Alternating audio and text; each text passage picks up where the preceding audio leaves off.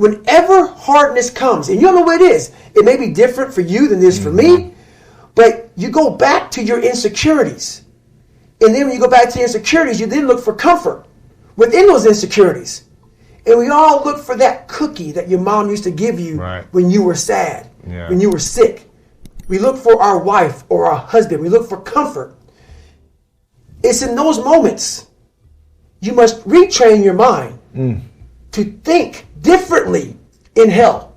So going back to when I was sick, I was hitting the physical standards. I wasn't meeting the mental standard. The mental standard is you must know how far you've come. I had come 8,000 miles from where I started. But if you never know that, you're still in the $7 a month place. When I was sick, I was able to slow it down and reflect back on my entire life. And in that bed, when I thought I was dying, because that story is long, that sick portion of my life is long, I didn't care if I died or lived. Wow. Because I was, for the first time in my life, happy and at peace. Because I reflected back on where I started. It wasn't like someone came down here and guided me through life. When you figure this out on your own, the amount of pride and dignity and self-respect you have. That's why I walk around the streets with a backpack and just like, I don't need anything else. Yeah. You figure it out by going inside yourself, by callousing over the victim's mentality. You're always a victim, even if you have everything in life, until you realize what you've achieved.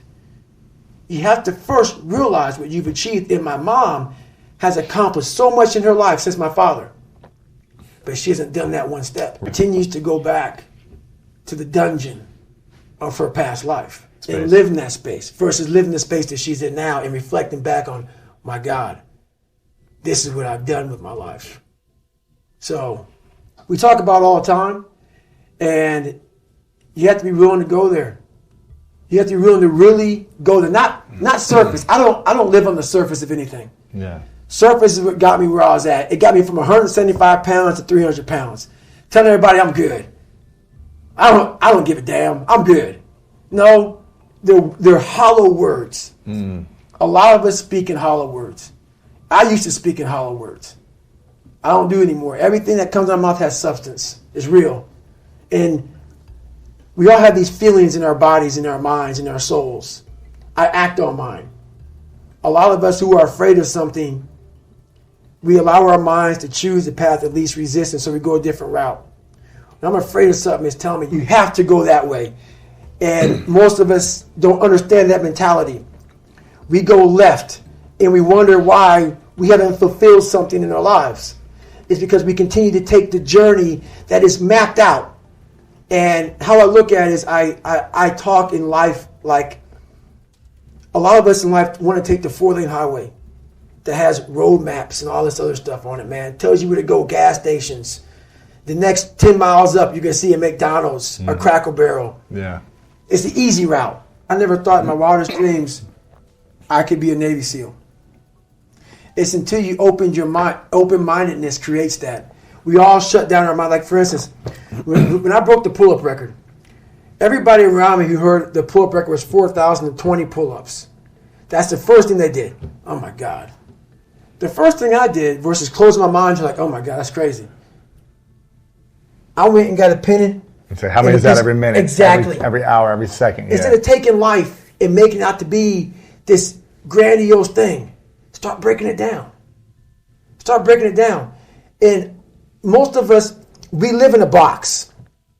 And we don't want to go outside that box at all. Ever. Outside that box is all these possibilities of life. What we do is we shackle our mind. We are a prisoner in our own mind that this is all I can do. This is all I'm good at. And we take away the possibilities of you could be this, you could be that, you could be all these things. And I never thought at 300 pounds I could be Navy SEAL. Wow. So if my mind was shackled, there'd be no book. Right. There'd be no book. Right. There'd be nothing. So what people understand is that they live for themselves, not knowing that you have the power within yourself to change millions of lives by facing life, by facing yourself. And through that, I would die never knowing that I had the power to change millions of lives. And what haunts me the most, people ask me, what haunts you the most? What haunts me the most is that if I would have died at 300 pounds, let's say I was 75 years old, I got to heaven, and God has a chart like that on everybody's life. God knows all. Let's say that. I don't care what you believe in. Doesn't matter. I'm not judging anybody. But let's say my thing is God. You get to heaven, I'm 300 pounds, I sit down, I was a cockroach terminator my whole life, and we're sitting down just like this. You're God and I'm David. And he gives me that chart, and he says, look at this. And I'm looking at this chart, and on the chart it has all these different things, but my name's on it. But these things aren't me. I was going to change the world. I was going to set records. I was going to be a Navy SEAL. I was going to be all these things in the military that I accomplished. You're going to get the VFW award. You're going to be honored here, honored there. And I'm like, God, this isn't me. Like it says David Goggins, I was an Ecolab guy. I sprayed for cockroaches, and I'm 300 pounds. It said here I'm 185. It says here I got a bachelor's and a master's. It says all these things. And God goes, no, that's who you were supposed to be.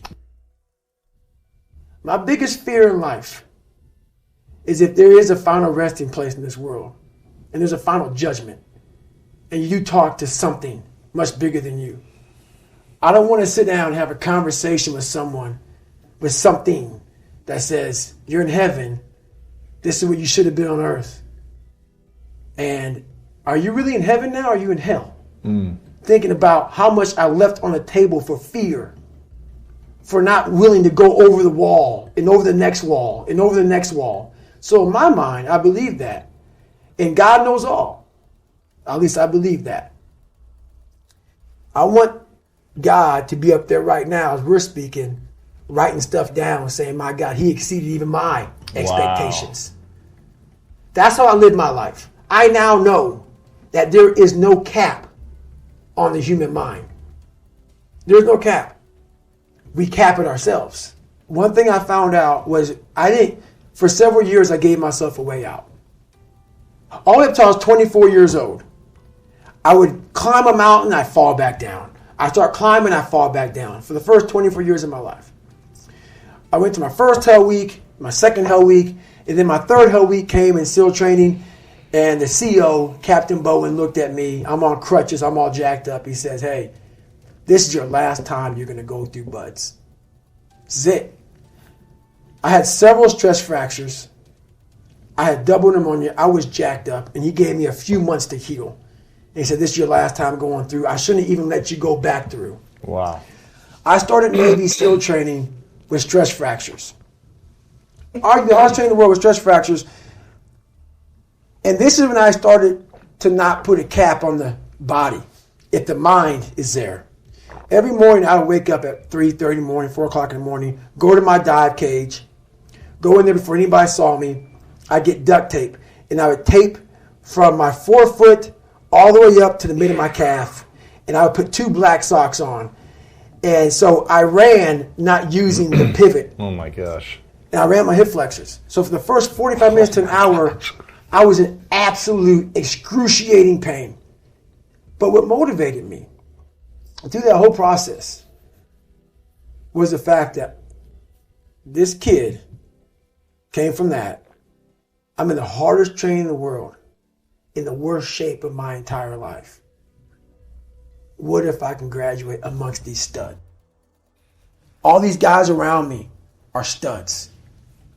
They're stallions. They're gladiators in my class. They're all healthy. Most of them. They're not broken like this. They may have some, everybody's sick going through that training. Yeah. But if I can graduate, it would change everything for me. If I can start the hardest training in the world, broken, and graduate. So my mind fed off of that. You are now, from the weakest man, you are now the hardest man to ever live.